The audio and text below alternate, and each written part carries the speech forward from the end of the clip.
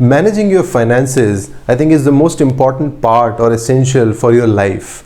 So similarly, managing your scholarship or getting a good scholarship when you are planning an MBA program, and that too outside India, will become a very important or essential part of your MBA journey.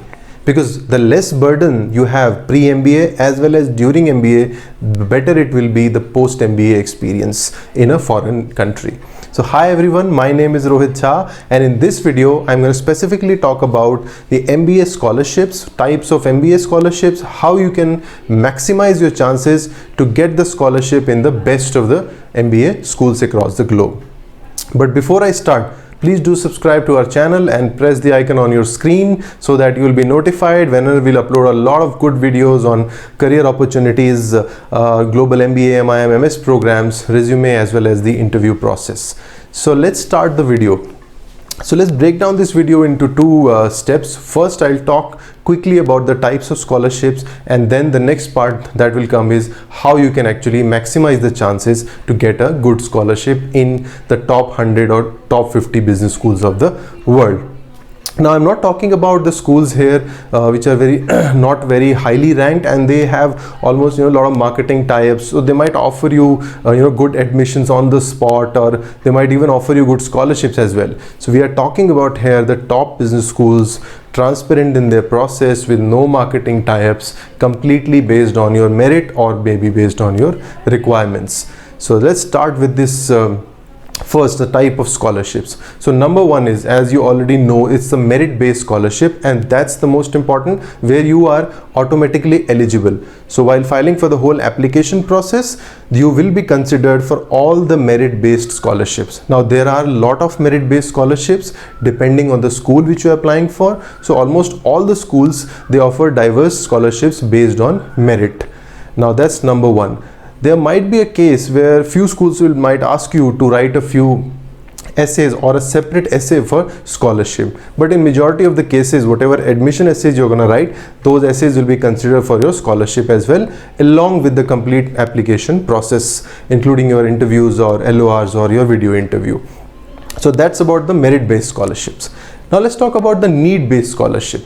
Now when I say the need-based scholarship, as the name suggests, it's need-based. So which means if you are not really financially sound, or you are under a financial distress, but you have the talent, you have the ability, and you have the right skills to get into the school, and if the school is offering you an admit, then definitely there's a separate process.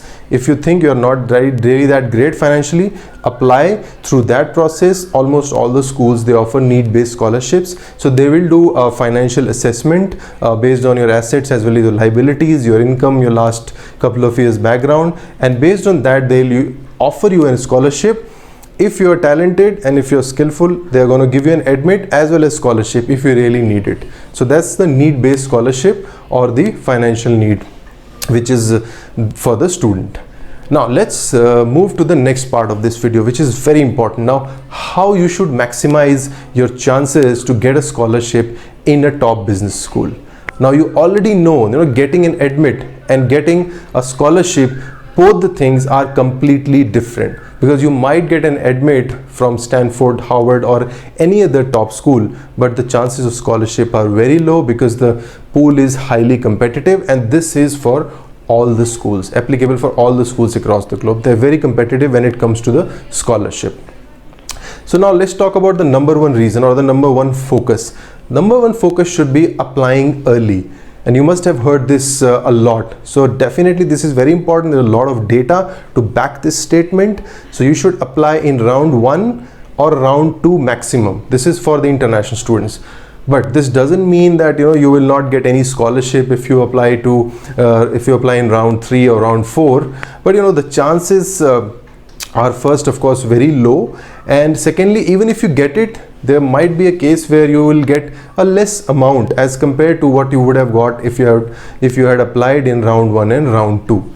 So see, if you are ready with your GMAT score, and if you are convinced that you are not going to give the GMAT again, so definitely apply as early as possible. Even some schools, they have early rounds, that's before round 1. So even apply in that, because round 1 and round 2 they have a huge pool of money that's for the international students as well, and a lot of merit based people, they get good scholarship. I know personally a lot of students I have also worked with some of the students who applied in round 3 and round 4, even with a good GMAT score of 700 and 710, they were not given the scholarships, and in some cases they were given, but that's very low as compared someone with a similar profile got in round 1 and round 2. So that's why applying early is the first and the very important step. Now the next very important element is your GMAT score. Now of course you might get an admit on a certain GMAT score, but it's very difficult to get a scholarship maybe on that score. So we have seen in the past that GMAT score plays a very important role when schools decide the scholarship. Of course, I am not undermining other factors and other facts which we'll discuss in this video, but GMAT score takes the priority in this particular case. Now, when I say a high GMAT score, for example, the average for any school is, let's say, 700, and you have scored 700 or 680, so you might get an admit, but there are chances if you have a profile which is maybe not so unique or not so niche, so you might not get a scholarship. But in that case, let's say you can if you can have a GMAT score of 740 or 760, then definitely the chances are very high that you will get a scholarship. So what I'll recommend to you personally, for example, if you give a GMAT in June or July and you get a score of 700, now if you think that you have there is a possibility that you can improve your score and you have that ability, because see, from 700 to 740, I know it's very difficult, but if you have the ability and if you are convinced, then definitely please do it again and give the exam again. There is no harm in improving. In fact, this will go in favor of you. So let's say if you improve from 700 to 720 or 30, now that will increase your chances of getting an excellent scholarship. And mark my words, if spending that extra amount on giving a GMAT score, that is very low as compared to getting a good scholarship, so that amount will definitely be compensated and you will never regret. So if you have time, if you have energy, and if you think you have the potential, then only go for the GMAT exam again and improve it, and definitely you have a chance of getting a good scholarship. This is the second point. Now third is very important, assessment of your profile. Now this is extremely difficult also, and this you need to get it done maybe with the help of some consultants, or if you can do it on your own, that'll be great. So when I say unique profile, schools definitely they love diversity, and you already know this. So let's say you have a unique profile in terms of your background. You could be from armed forces, you could have done something in entrepreneurship, started a company, maybe failed or a success, anything. So that is a different element that you have in your profile. Now you could have got a very good international experience, so that's another element which is very valuable.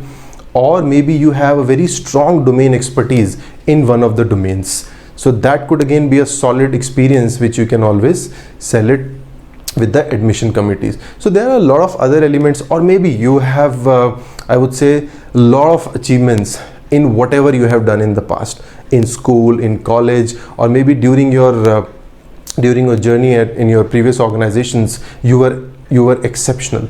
So that's again very important to highlight those things to your profile, because these are the elements that is going to define your profile and how you are different from the rest of the crowd. So there are a lot of other factors as well. These are just some of the examples. So you can definitely, you are unique, and there are a lot of things which are unique to you. So you have to assess your profile, and that's very important to do the assessment for a scholarship perspective, from the scholarship perspective.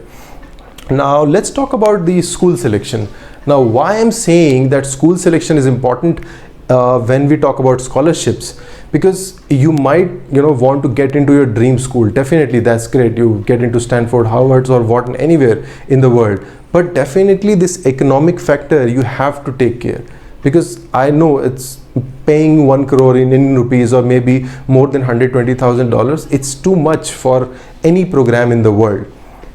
So if you can plan your school selection in a way that you can have some 1 or 2 top schools, but maybe the next level schools might offer you a great scholarship. So we had a case, and we had this example where one person who got He was exceptional, very good profile from an engineering background and very good GMAT score as well. So he got a scholarship from Kellogg, but the scholarship amount was 25% of the tuition fee.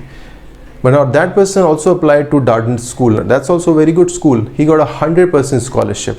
Now he chose Darden over Kellogg's. Now definitely both the schools have their pros and cons and both have their unique elements, but here the 75% difference, can make your life completely different post MBA. Now, studying on 100% scholarship and 25% scholarship, you can imagine. So now in this, if you have a strong profile, you very good GMAT score, so there is no problem, in just slipping from maybe from a top 10 school to maybe a top 15 or 20 school, if you are ready to do that. Because I'm telling from my corporate experience and over experience of last 10-15 years, including me and my colleagues, in the long run this is not going to create any difference. After maybe post MBA in the next few years, you both of you, maybe a Harvard graduate or maybe you both can be at the same position, or maybe you might be more successful, who knows, because there are a lot of other elements apart from the school brand. Now definitely I'm not undermining the brand here. Brand value will stay with you forever in your life, but these are the elements you should always take care, because this economic factor is very important. So if everything is free, you'll be stress free and finding a job, there's no loan on your head, you can just enjoy your life and grow and take your own decisions. So that's another element. Now one very important factor which I would want you to understand is the batch size, or batch profile and batch size. So when I say batch profile, so whenever you choose a school, so just do a detailed analysis of all your schools, that what kind of students they hired in the past 5 years or maybe in the last 2-3 years.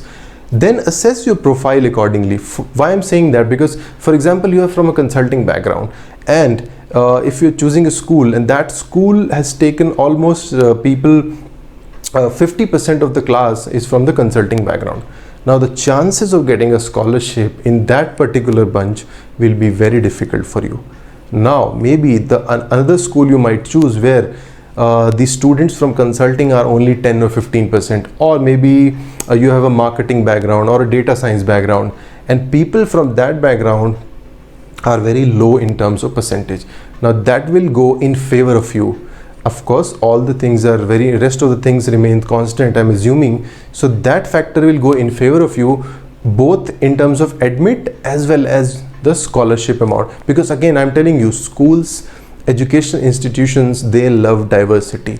So they will definitely pick people from different backgrounds, possibly maybe 100 different backgrounds. That's not physically possible, but schools, they try to do and find that kind of a diversity. So if you are unique and fit into that, so that will be an added advantage. So do a good analysis of the batch profile, so that will be very helpful for you. So all these elements which I'm telling you, applying early, round 1, round 2, a GMAT score could be an improvement, and then a unique profile that you need to assess, and then school selection as well as the batch profile analysis.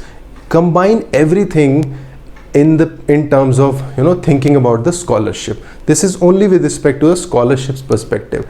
Now, needless to mention, at the end I would like to say that of course scholarship, these 5 elements are important, but your admission essays, letter of recommendations, and interview, video interview, the whole process should be outstanding. Definitely, then only you will be considered. But over and above, you can do this analysis, and this analysis will definitely help you to find the first right school, and along with that right school with the right amount of scholarship that you deserve, and which can make your post MBA journey beautiful in any other foreign country.